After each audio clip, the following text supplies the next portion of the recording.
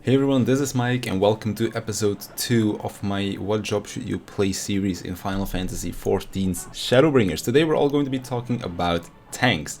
In the first half I'll be going over some of the things that are expected of you as a tank player, both when it comes down to playing in a dungeon as well as playing in 8-man content where you have a co-tank available to you, where you are fighting a raid boss or an extreme primal or something like that.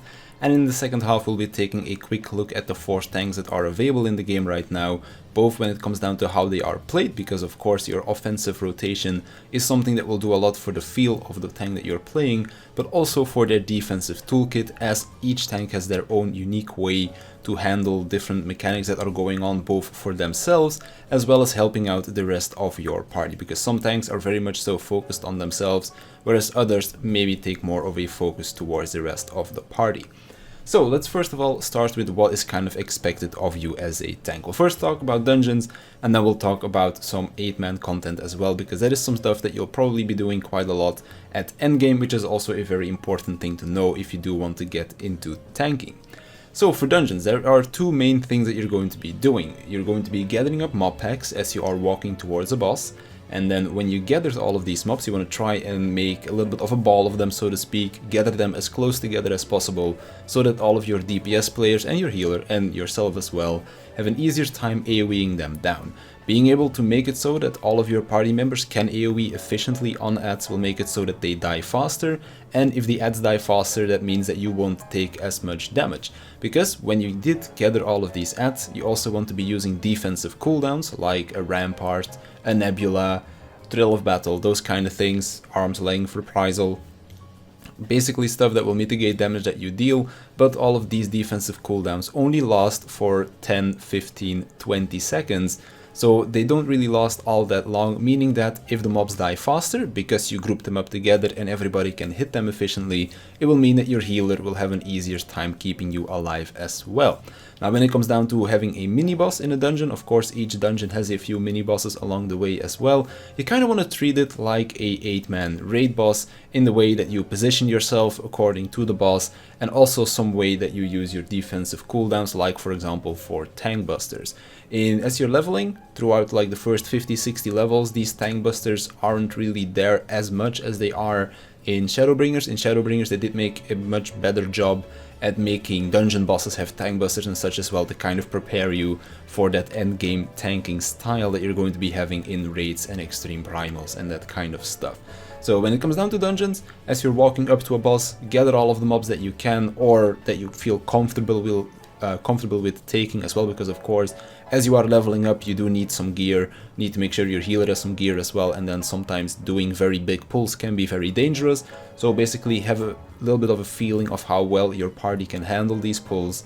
Gather up all of the mobs that you do decide to take with you, so that your healer and DPS and yourself can AoE them down more efficiently. Use a defensive cooldown as well, so that you mitigate some extra damage on top of that as well.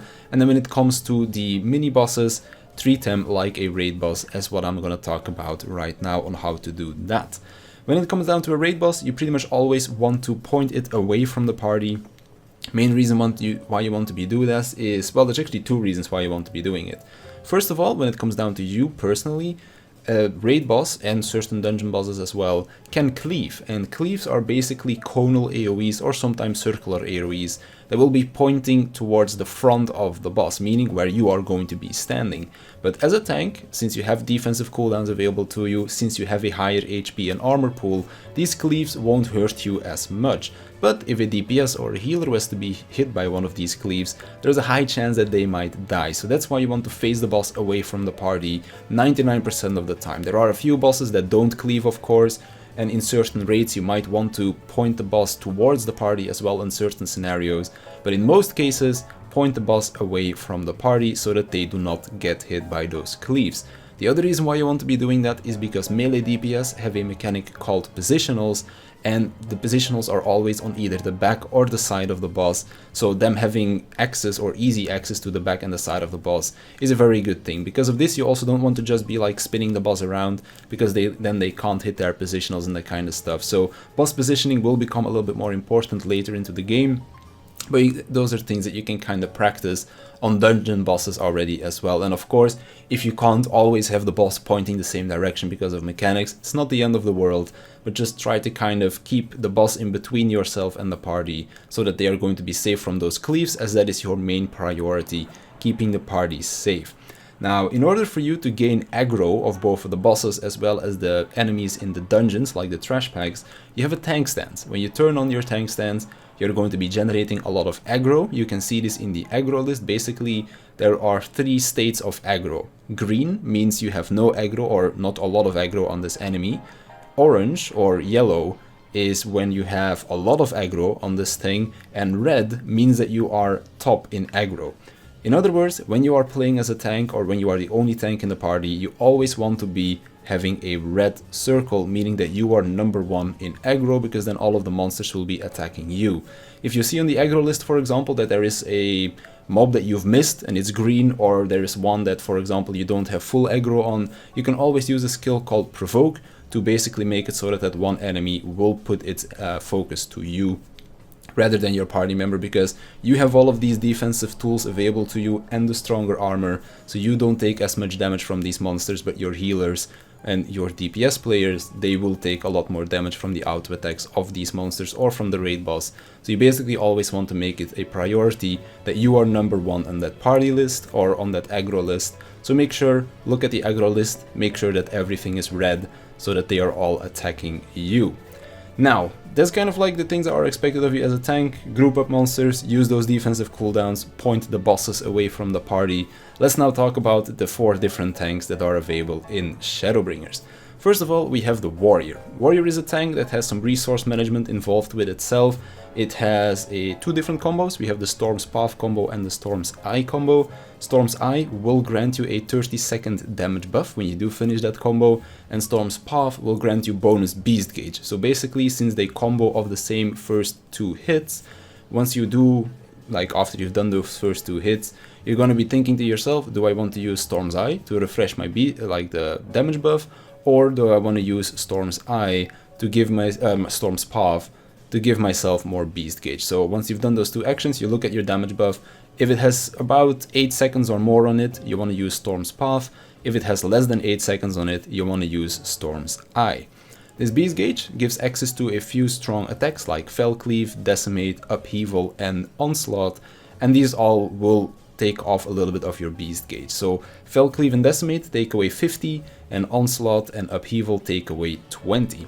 Now, together with this, you also have a damage buff called Inner Release, and when you use this, you get free access of all of the abilities from your beast gauge, and on top of that, all of your actions will also be direct hit crits, meaning that this is going to be a very reliable source of outgoing burst damage as a warrior, which will be important when we look at its defensive toolkit later on as well. Now, there is one last buff that we need to talk about, and that is the Nascent Chaos buff. This will basically transform your Fell Cleave and your Decimate in a stronger version of itself called Inner Chaos and Chaotic Cyclone.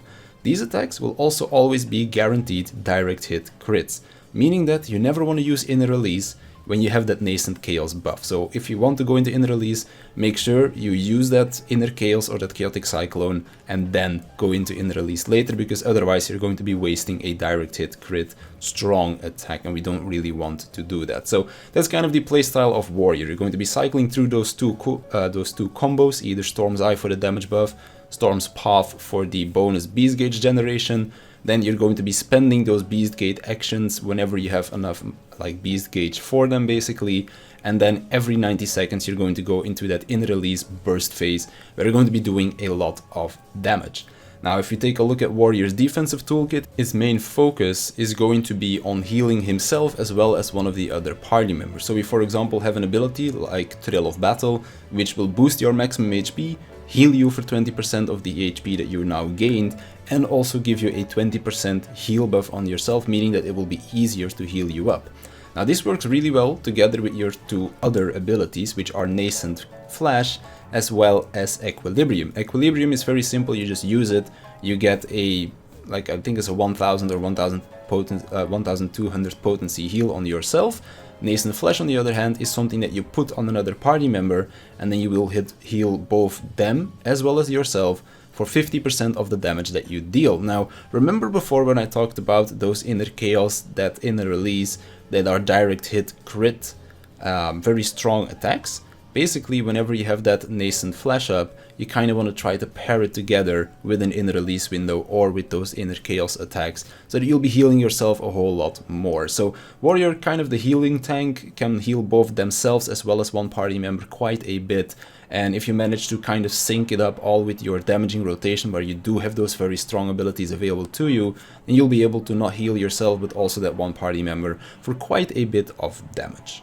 Moving on to Paladin. Paladin's rotation is a little bit more simple because it is a very static rotation compared to Warrior, where you're kind of switching things around depending on your beast gauge as well as your damage buff and that kind of stuff. But with Paladin, it's more of a static rotation. So we have 3 different kind of like combos, I guess you could say, but we have 2 main phases or 3 main phases throughout our 1 minute rotation. So first of all, we have the physical phase during the fight or flight damage buff. Fight or flight will buff our physical damage, so during this we want to be using our physical combos. And we have 3 of them, kind of. So the first one is Goring Blade. This one will apply a damage over time effect on the boss, so we want to be using this every 3 combos, kind of. It will make sense when you see the gameplay. Then the second one is have a Royal Authority combo. This is also a 1-2-3 combo, and this will grant us 3 stacks of Atonement. These 3 stacks can be used on a skill called Atonement, and we'll be able to use that skill 3 times in quick succession. So basically what you want to do is you want to activate that fight or flight buff, you want to use your Goring Blade combo, then you use your Royal Authority combo, and then you use your Atonement 3 times before you then again refresh that Goring Blade. And that will pretty much be the end of your fight or flight window. Once that's done, we go into our magical damage window called Requiescat, under which we'll have access to our Holy Spirit, which is a ranged magical attack. So if you need to disengage from the boss, you can use this as well to kind of run around and give you some more movement options where you don't necessarily need to stay close to the boss. And to finish off that window, we do have a combo finisher, so to speak, in Confiteor, which is going to be a very hard-hitting AoE attack as well. So basically it kind of goes like this: fight or flight window, where you have those 3 combos that you're going to be using.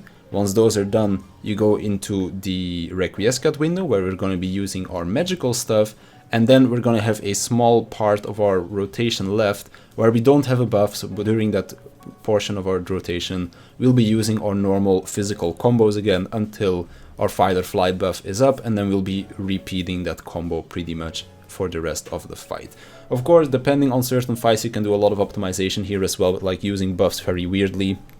But when it comes down to general play, that's kind of the 1 minute standard rotation for Paladin. When it comes down to their defensive toolkit, Paladin is much more of a team player than a selfish DPS, or like a selfish tank, so to speak. So they do have a lot of cooldowns that focus on helping out the rest of the team. For example, when it comes down to Warrior, yes, they can heal that one other person, but for example, Equilibrium only works on themselves. The heal buff only works on themselves. So because of that, Warrior is a very good main tank, because then they get access or better usage out of all of those skills. Whereas with Paladin, they are more about supporting the other tank or supporting the rest of the party with defensive tools. So that's where Paladin is, in my opinion, a much better off tank, because they have so many helping cooldowns towards the main tank or towards the rest of the party. It's also the only tank that has 2 cooldowns available for everybody else in the party. So for example, Warrior only has a shield for the party, Gunbreaker and Dark Knight only have a percentage damage over time mitigation for the party, and when it comes down to Paladin, they have both a shield as well as a percent damage over time mitigation for the whole party. So that's where Paladin kind of shines. Of course, because they do have that 1 extra cooldown towards the rest of the party, they are missing 1 personal cooldown compared to the other tanks, but doesn't really compromise their damage mitigation at all, because their normal damage mitigation buffs that they have are a little bit stronger than the rest of the tank. So even though they have 1 less tool to work with, they still have plenty of damage mitigation themselves, and they also have hallowed ground, which basically makes them invulnerable for 10 seconds, but of course also at the cost of a very long cooldown. So Paladin definitely still strong enough if you want to play it as a main tank. Moving on to Dark Knight, a little bit more similar to Warrior in the sense that they also have Delirium, which kind of makes them use their blood gauge skills almost freely, but I'll talk about that in just a second. And they also have a damage buff that they have to manage, as well as a blood gauge, which is kind of similar to the beast gauge, as well as their mana management. When it comes down to comparing Dark Knight and Warrior, Dark Knight is a little bit more of a more active job because they have much more off-global cooldowns that they have to be pressing, and they also have a little bit more resources to work with as well. And when it comes down to their defensive toolkit, they are also very different because Warrior is all about healing the damage that they take, but Dark Knight is about mitigating the damage that they take in the first place throughout shielding and that kind of stuff. Dark Knight, in my opinion, the strongest tank when it comes down to preventing damage being dealt to them because of the Blackest Night. Now let's talk about their damage rotation first. So when it comes down to their damage rotation, they only have one normal combo, which is the Soul Eater combo. This will do two things for you. It will generate both mana as well as blood gauge for you. Mana is very important because this will be used on Edge of Shadow or Flood of Shadow. This is a single target or an AoE attack, depending on which of the two that you use. And when you use this Edge of Shadow, this will give you 30 seconds of Darkside.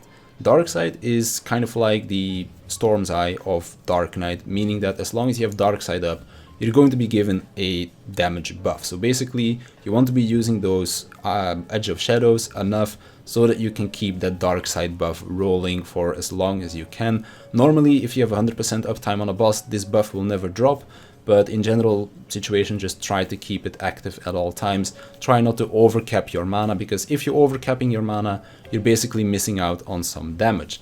Now, the really cool thing is that your mana is also used for the Blackest Night, which is your defensive mitigation. Now, it is not really a choice that you have to make when it comes down to choosing the defensive action or an offensive action, because the Blackest Night is a shield, and if the shield was to break, you're given a Dark Arts, which will basically grant you a free usage of Edge of Shadow or Flood of Shadow. So if you use the Blackest Night in situations where you know that the shield is going to break, you're basically going to be refunded the damage in the fact that you can use a free usage of your Edge of Shadow or Flood of Shadow.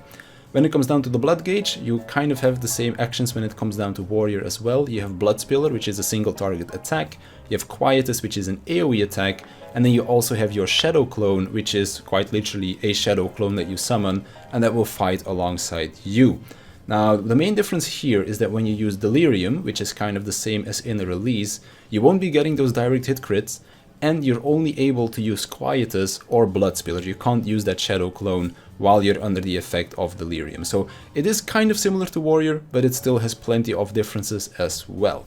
When it comes down to its defensive toolkit, Dark Knight is much more focused around preventing damage through that Blackest Night shield, because it is a 25% HP shield, which is incredibly strong, meaning that because you can use this on top of your other off-global cooldowns as well, means that you're going to be super defensive when it comes down to preventing damage. So if you just want to make sure that you survive tank busters, or if you like seeing tank busters hit you for almost the same as an auto attack, then Dark Knight is probably going to be the tank for you. Now, together with this, they also have a very unique cooldown, which is called Dark Mind, which is only usable on magic damage.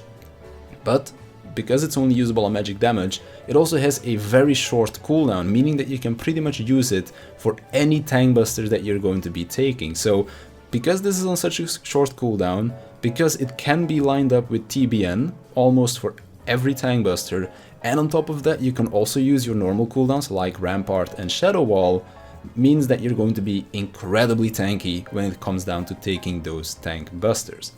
Last but not least, we have Gunbreaker. Gunbreaker is one of the tanks that feels a lot like a melee DPS, because it is a very active tank when it comes down to their off-global cooldown usage and stuff like that, but it definitely does not take away from their defensive toolkit either.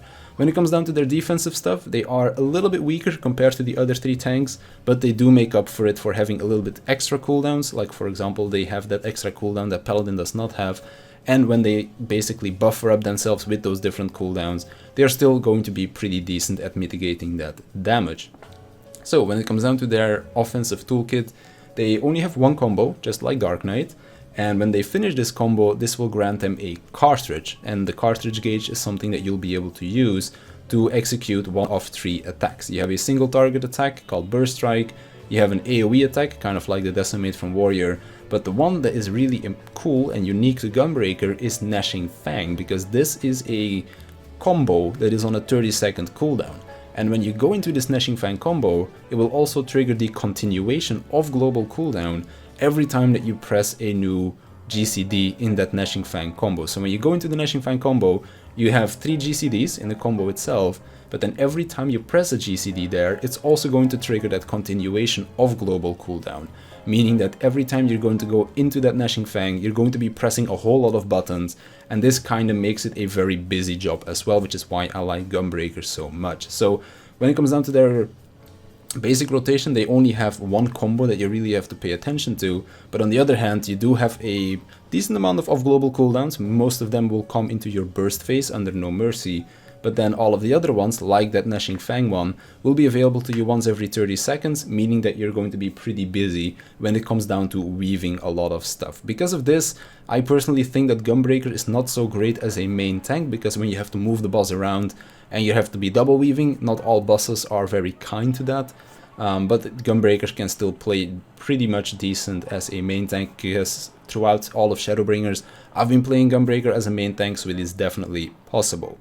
When it comes down to their defensive toolkit, Gunbreaker is a little bit of a jack of all trades, master of none.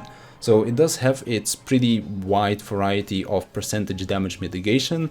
It has the most percentage damage mitigation skills, but they are all a little bit weaker than the rest. For example, when we compare it to like the spammable mitigation, that is 5% stronger than the rest, and when it comes to their unique mitigation, that is also 5% weaker than the rest. But on the other hand, it can be used on more stuff, so it is kind of like a trade-off right there. On the other hand, they also still have a heal spell. Instead of being a burst heal on themselves like Warrior's Equilibrium, it is a healing over time effect that you can give to either yourself or to another party member. So say for example, somebody got hit by something they shouldn't have been hit by, they can just throw it on them. If you're main tanking, just throw it on yourself. If you're off tanking, throw it on the main tank or something like that. And when it comes down to their ultimate cooldown, it's also kind of a mixture of a warrior as well as a paladin, because the cooldown is kind of in the middle of there, and it kind of combines the two effects of warrior and paladin. Warrior can't drop below 1 HP when their ability is active, but on the other hand they're still taking damage, so you can't really be healed until the effect runs out. And then on the other hand, paladin just takes no damage for 10 seconds. Well, with Gunbreaker, when you activate Superbolide, you are brought down to that 1 HP, but once you are there, you don't take damage for the next 8 seconds, meaning that your healers have pretty much 8 seconds to bring you back to full HP before you start taking damage again. So it's kind of a mixture in between Warrior and Paladin right there. So those are kind of the 4 tanks from Shadowbringers. That's kind of what is expected of you when you are playing a tank as well. I hope this video was helpful, I hope you enjoyed it, and I'll see you in the next one.